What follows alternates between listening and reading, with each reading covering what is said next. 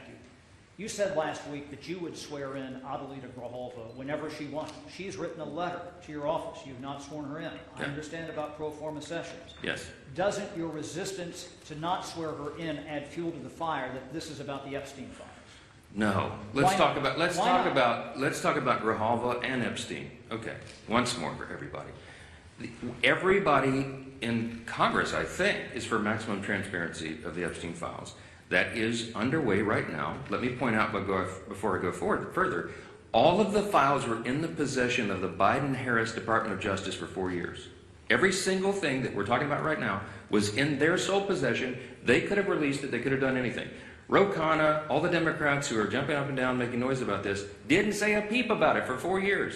I don't know why, but this is another partisan manufactured thing.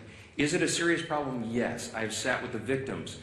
Some of the ladies who bravely have come forward and talked about the horrors that they sustained because of traffickers on Epstein Island and all the things he was involved in. Everybody involved in that should have the full weight of justice descend upon their head. And we're all for that. We want every single person who had anything to do with that to be exposed. But there's as many as 1,000 victims estimated. That's what the victims say. There may be 1,000 women who were made to suffer these unspeakable harms because of this. Many of them were underage at the time. They have not all chosen to come forward like some of these other brave women have for obvious reasons. And we have to make sure that when the files are released, their names are redacted so they don't suffer further harm. We have a duty and a responsibility. You can't just wave a wand and just, open the floodgates. You have to make sure that the victims don't suffer additional harms. That's all we've said. Let's make sure it's done the right way. The Grijalva, that's underway, by the way. The House Oversight Committee asked the Democrats and Republicans on that committee who are working on that vigorously.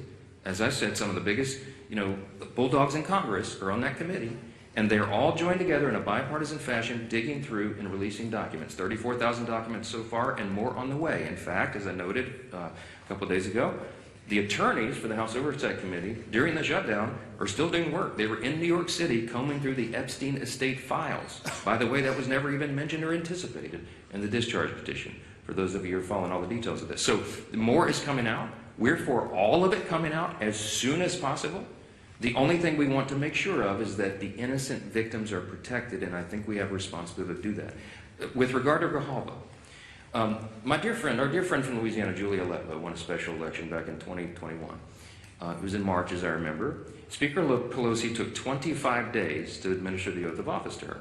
Now, no Democrats, jumped up and down and screamed about that, nor do I recall any Republicans, because everybody understood this is the process of the House. You do it as soon as you're able to do it.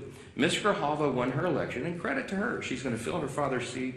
I congratulate her. We're happy for her to serve. I'm going to be happy to administer the oath to her, as I am to every member who wins who is duly elected to this body. It's a great honor. But she won her election after the House was out of session. So we've not had a full session.